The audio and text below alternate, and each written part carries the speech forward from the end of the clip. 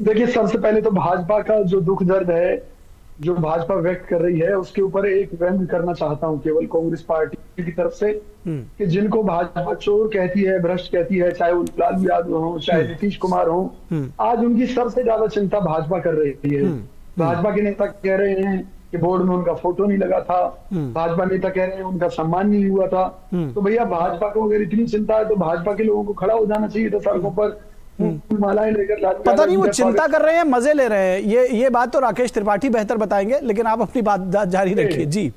बहरहाल, जो कांग्रेस पार्टी के सामने जो एक सबसे बड़ा प्रश्न देश को बचाने का था, उसमें हमारे सामने करो और मरो की स्थिति थी।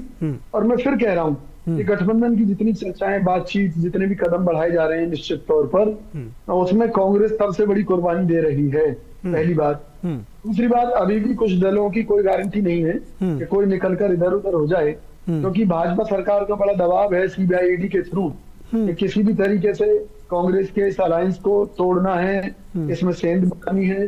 तो आने वाले दिनों में कुछ भी हो सकता है, कोई हमारे साथ हो ना हो। जैसे आपने देखा होगा, जैसे ही मोदी जी ने धमकी दी थी तो यूसीसी पर 24 घंटे के अंदर ही केजरीवाल जी ने उनका समर्थन कर दिया था।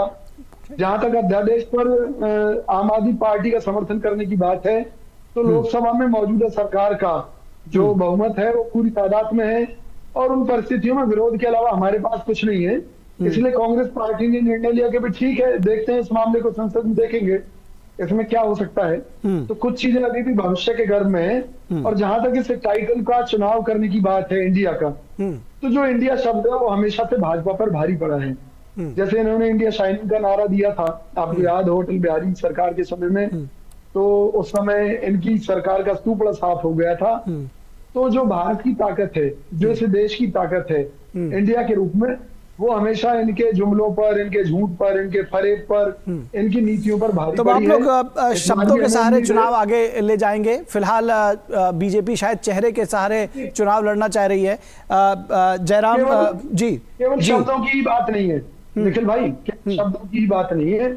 बात इस बात की है, कल तक भाजपा ये कहती थी कि कांग्रेस जो है क्षेत्रीय दलों के साथ जो गठजोड़ कर रही है वो ठगबंधन है। आज उस गठबंधन से डरकर मोदी जी जो गठबंधन कर रहे हैं उसे ठगबंधन कहा जाए, डकैतों का गिरोह कहा जाए, क्योंकि कल तक कहा जाता था एक अकेला सब पर भारी, तो आज वो बन गया देश के लिए बीमारी। देखिए, वैसे इसका जवाब राकेश त्रिपाठी दे देंगे, लेकिन दोनों कांग्रेस पार्टी ये जो गलती कर रही है वो बार बार करती रही है, कम से कम आप लोगों की बात उनको सुननी चाहिए।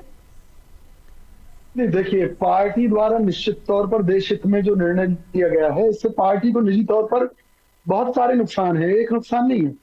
क्योंकि इसके चलते कई राज्यों में हमें ऐसे समझौते करने पड़ सकते हैं जिसमें हमारी पार्टी का उन राज्यों में वजूद खतरे में रहेगा आने वाले दिनों में।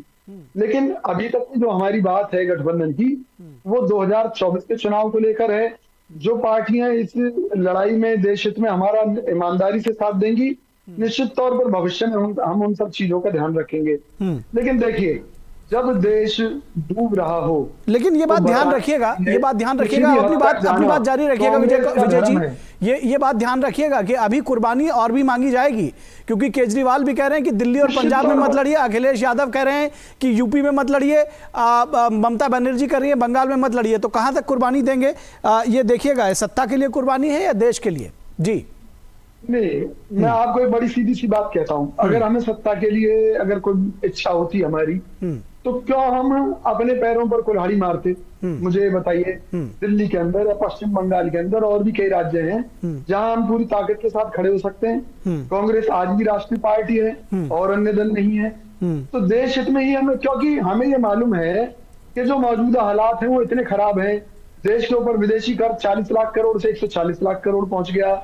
आर्थिक मोर्चे पर हम देखें, चाइना के साथ व्यापार घाटा हमारा $100 अरब को क्रॉस कर चुका।